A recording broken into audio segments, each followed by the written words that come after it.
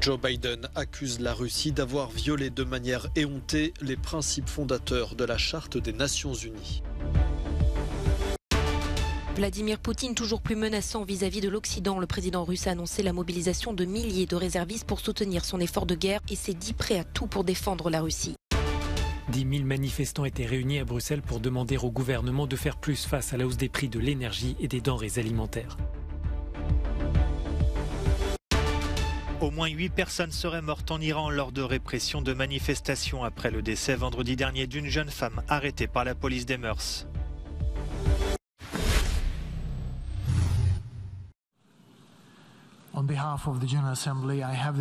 Lors de son discours à la tribune de l'Assemblée générale de l'ONU ce mercredi, le président des États-Unis a accusé la Russie d'avoir violé de manière éhontée les principes fondateurs de la Charte des Nations Unies.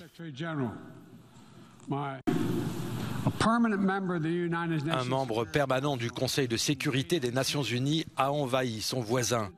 Il a tenté d'effacer cet État souverain de la carte. La Russie a violé de manière éhontée les principes fondamentaux de la Charte des Nations Unies, ainsi que l'interdiction claire de s'approprier par la force le territoire du pays voisin.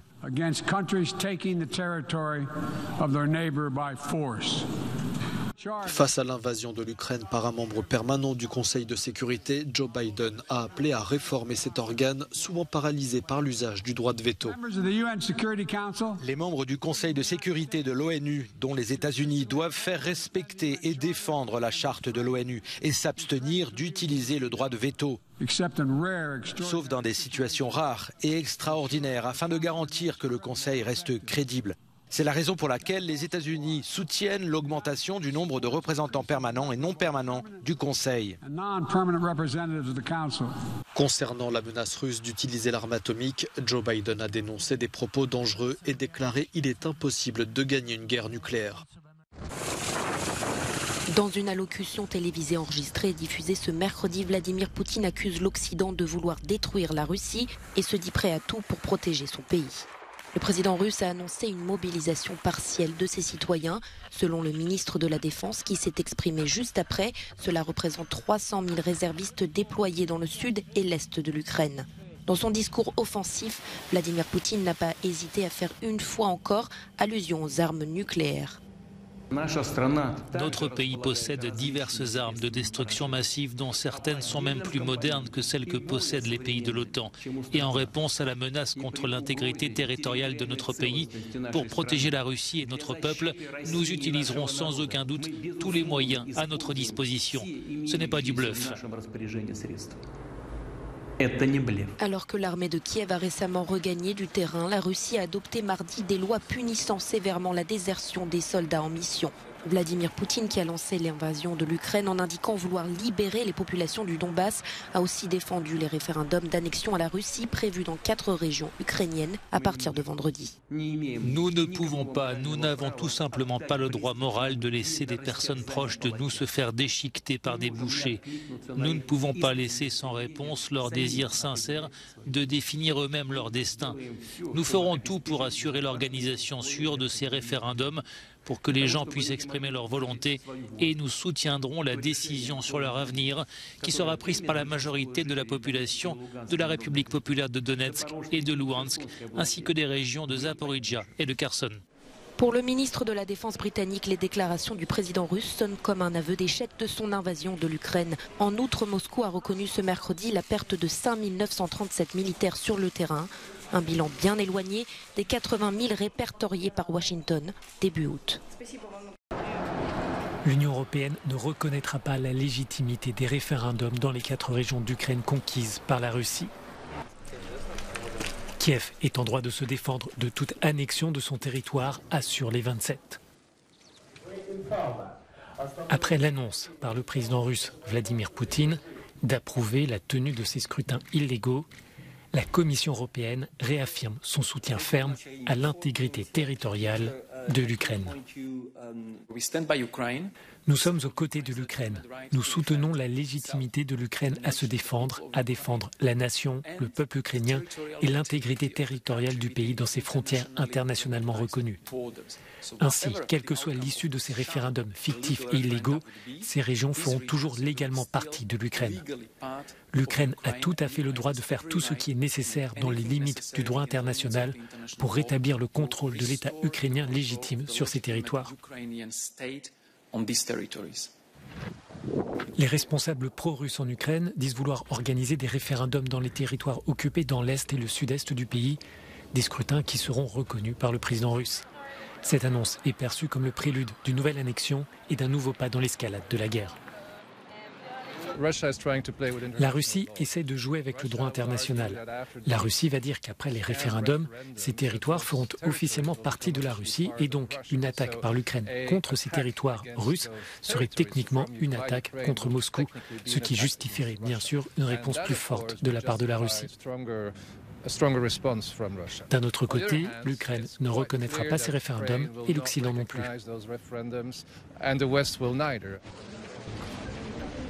L'Union européenne dit préparer sa réponse qui pourrait prendre la forme de sanctions supplémentaires contre Moscou.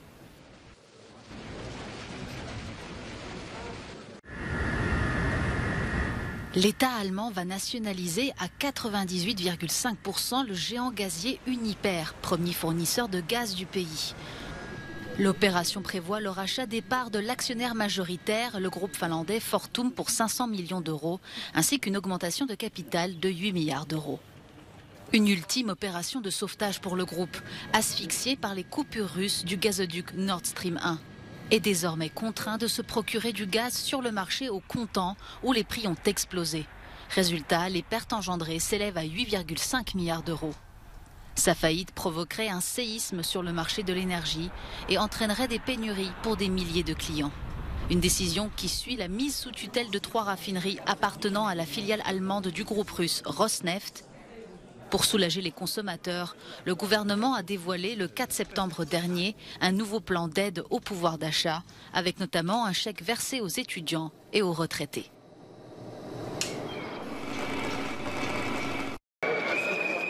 Hausse des prix alimentaires, des factures énergétiques exorbitantes et de la frustration à l'encontre des responsables politiques et des employeurs. Ces mots d'ordre ont rassemblé mercredi environ 10 000 Belges dans les rues de Bruxelles. Habillés de vert, de bleu ou de rouge, aux couleurs des 3 principaux syndicats du pays, la colère était palpable parmi les manifestants qui demandent des mesures immédiates. Ça fait 23 ans que je travaille et c'est la première fois que c'est difficile comme maintenant. Et on travaille tous les deux.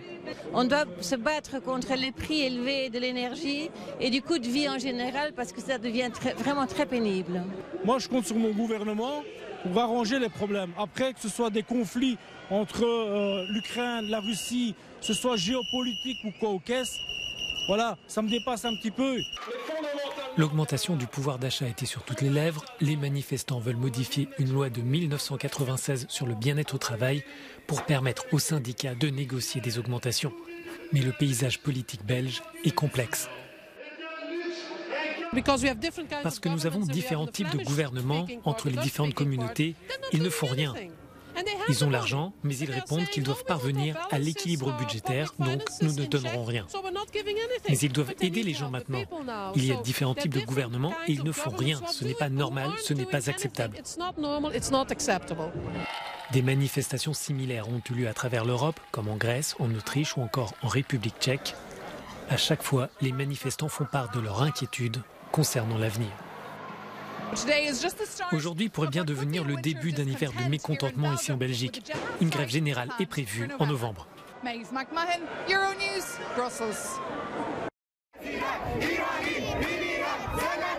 Des hijabs brûlés, symbole d'un pays qui s'embrase. La colère ne faiblit pas en Iran après la mort vendredi dernier de Mahsa Amini. Une jeune femme de 22 ans arrêtée par la police des mœurs à Téhéran pour port de vêtements inappropriés et décédée quelques heures plus tard. Les manifestations se multiplient. Elles s'étendent désormais à une quinzaine de villes du pays. Dans plusieurs d'entre elles, les manifestants ont scandé des slogans hostiles au pouvoir. Des poubelles et des véhicules de police ont été incendiés. Certains affrontements ont dégénéré. Selon un dernier bilan établi ce mercredi, 8 personnes, dont un policier, auraient perdu la vie depuis le début des manifestations.